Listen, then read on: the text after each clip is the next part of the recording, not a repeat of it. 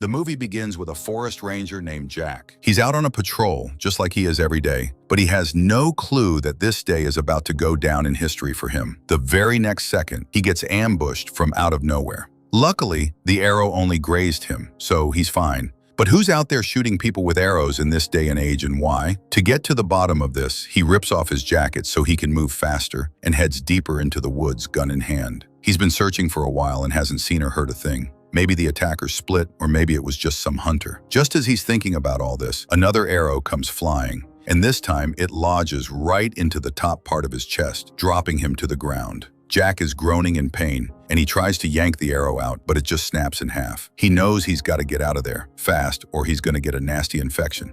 He's running like hell until he finally gets out to where his car is parked. But get this, the car won't start. What's even crazier is that he filled the tank up this morning. He's thinking, is this some kind of trap set by that hunter? There's no time to think though, because the blood is pumping. So he takes off on foot and sees a beat-up car hidden in the bushes. He figures it's gotta be the guy who tried to kill him, so he slaps a mark on it and gets back home as fast as he can. With a whole lot of pain, he manages to pull the broken arrow out.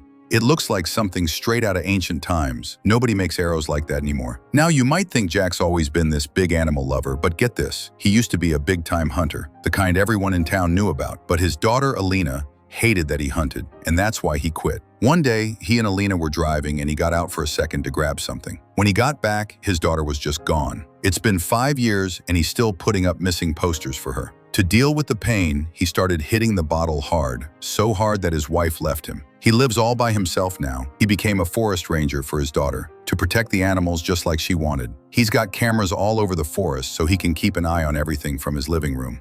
Meanwhile, in town, we've got the new sheriff, Elizabeth. She's heading over to the police chief, Carl, to get her brother, Groom, out of an old factory where he got busted doing some shady stuff. She pulls some strings and gets him released with just a warning. On the way out, she asks him if he hurt anyone, and he tells her no, but the guys at the factory beat him up when they found out who his sister was. Elizabeth tells him to stay put, but he just ignores her. Right then, she gets a call about a body found by the river, and she's off to the scene. Back with Jack, his ex-wife shows up, wanting him to sign papers for a funeral for their daughter. She's pregnant again and wants to get rid of the bad memories so it doesn't affect her new kid. But Jack refuses to sign anything because he still believes his daughter is out there. When his ex sees he's still hammered, she gives up and just says the funeral's in 2 weeks and tells him to come if he can. The scene jumps back to the crime scene, where the cops are taking a close look at the dead girl's body, but they can't find a single clue. Then Elizabeth spots a mark on her neck. It looks kind of old. She figures it might be some kind of revenge. They start searching the area around the body and find some bloodstains, meaning the girl was hurt and trying to survive for a long time before she gave up. They also find a broken arrow stuck in a tree, which they bag for forensics. Back at the station, Elizabeth is checking out the arrow and notices a mark on it, the exact same kind of arrow that got Jack. She figures there has to be a connection between the two of them. The news starts airing pictures of the dead girl to try and identify her. Jack sees it and wonders if it's his daughter. He races to the sheriff's office and demands to see the body. But when they pull back the sheet, it's not her. That just proves that he still holds out hope in his heart that Alina is alive. After Jack leaves, Elizabeth asks the doctor about him, and he tells her Jack's whole story. Elizabeth feels pretty bad for him after hearing all that. The next morning, after thinking about it all night, Jack finally signs the papers. The funeral for his daughter is a go. Just then, a warning alarm starts screaming. He checks his cameras and sees a hunter on the run, but he's not chasing an animal, he's chasing a girl. Jack grabs his gun and a couple of cans of paint. You'll see why in a sec. He gets to the same spot where he was attacked before, and the exact same thing is happening again. But this time, he's ready. He throws a can of paint in the air and shoots it, splattering everything below. The hunter is covered in red paint, and Jack can see him now, but the guy still gets away. Jack's furious because that was his best chance. Just then, he finds the girl the hunter was chasing. She's all busted up, and she's got the same marks on her neck as that dead girl. Jack picks her up and carries her to a safe spot.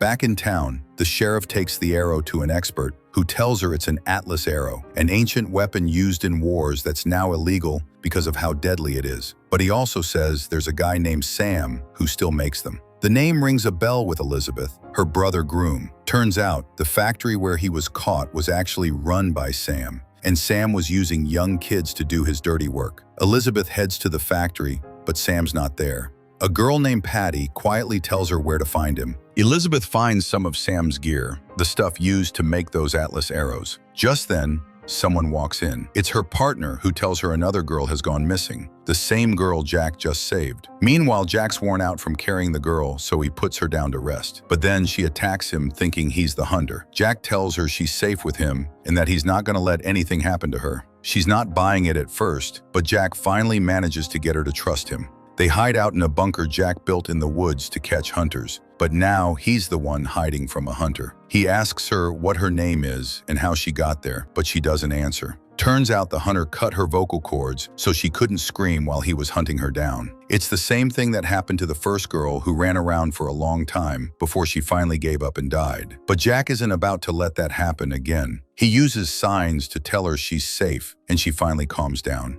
She writes her name in the dirt, Molly. The next morning, Jack and Molly head out.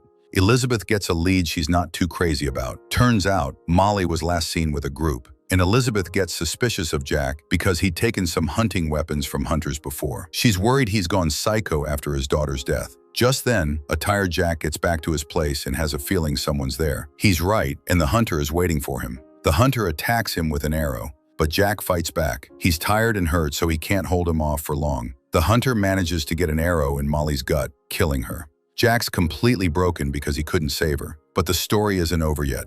Elizabeth shows up right then and sees Molly's body and Jack holding a gun. It looks like Jack did it, but then the real hunter, Elizabeth's own brother Groom, stands right behind her, cracking his knuckles. Elizabeth realizes it's him, the same guy she's always protected. But what's she gonna do now? She does the same thing she always does. She shoots Jack, giving Groom a chance to get away. Groom runs into the woods, and Elizabeth falls into one of his traps, getting herself hurt. Jack realizes Elizabeth shot him to save her brother, so he grabs her radio and calls an ambulance for Molly, who's still clinging to life. He takes the car and drives straight to his ex-wife's place. Her husband, Carl, is a cop. When they see the state Jack is in, they're freaked out. They can't take him to a hospital, so Carl calls a doctor to a trailer outside that factory. While the doctor is working on him, Jack tells Carl everything. When he gets out of the trailer, he sees Groom and his buddies getting all jacked up. He knows this is his chance. He takes off running, but Groom slips back into the trailer and holds a knife to the doctor's throat. Jack, still hurt, manages to grab his arm and free the doctor. Carl finally arrests Groom. When a busted-up Elizabeth hears about it, she races to see her brother, hoping to find a way to get him out of trouble again. But Carl isn't having it this time. He tells her Groom confessed to everything and that she's probably going to lose her job. Elizabeth is crushed. Groom then takes them to a spot where he's been holding Sam captive. Yep, Sam, the guy who owns the factory and abused Groom. Groom was getting his revenge on Sam, but this means that the hunter who's been doing all this is someone else entirely. Someone who played Elizabeth for a fool. After hearing all this, they go to Sam and ask him about the arrows. He denies making them, saying he never puts a mark on his arrows, so the hunt is still on. Jack changes his statement to save Elizabeth's job, and Molly makes a full recovery. After all this, Jack decides to start a new life. He finally realizes that life is precious, and he shouldn't waste it being drunk and miserable. But the biggest question remains, who is the hunter? Will they ever catch him? Jack goes to the grocery store to get some supplies when he spots the truck he marked at the beginning of the story. He gets a glimmer of hope and rushes over, but there's no mark on it. He's bummed and goes back to his car. Just then, another truck, just like it, drives by, and this one has the mark. He's got his guy. He sees the driver, an old man, get out. Jack asks him if he has a son, but the old man says no. He lives alone and owns the truck. Jack lies and tells him the driver of that truck helped him out once, and he wants to thank him. The old man says his neighbor sometimes borrows the truck. Jack goes to the neighbor's house, busts in, and finds it's a hunter's home. But what he finds in the basement is way worse. Missing posters of a bunch of girls and a poster of his own daughter, Alina. He keeps going and finds an operating room with a lady who had her vocal cords removed. Jack knows for sure now that the owner of this house is the killer. Just as he's figuring it out, he gets attacked. The attacker is the doctor Carl had called to treat him in that trailer. He's the bad guy in this whole story. The scene switches to Elizabeth, who's visiting Molly. The doctor, a guy named Boom, is treating Molly. Boom's not there right then, but Elizabeth sees a photo of him and his daughter. The nurse tells her that years ago, his daughter, Melissa, was killed by a drunk driver. Melissa's name was Melissa Boom, or MB, the exact same initials they saw on all the arrows. Elizabeth's mind is blown.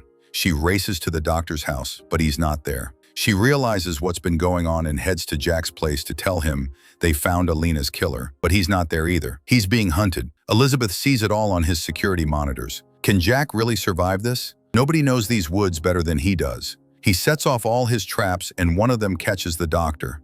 Before the doctor can do anything, Jack beats the living daylights out of him. Before he kills him, he asks why he killed his daughter. The doctor gives him a wild answer that makes sense to anyone. He says it was a drunk and he hates all drunks because one of them killed his daughter. He's getting his revenge on every single one of them. Jack's so done with his story that he kills him right then and there. Elizabeth shows up and tells him to hand the guy over to the police. But Jack knows the police won't do anything. He decides to give the guy the punishment he deserves and throws him off a cliff, ending the whole thing. Elizabeth doesn't do anything about it because she probably figured that's what a guy like that deserves. Jack takes down all of Alina's posters in town and finally gives her a proper funeral. And Elizabeth tears down that factory so no other young kids end up like her brother did. And that, my friend, is the end of the story. What'd you think of it? Let me know in the comments. Thanks for watching and peace out.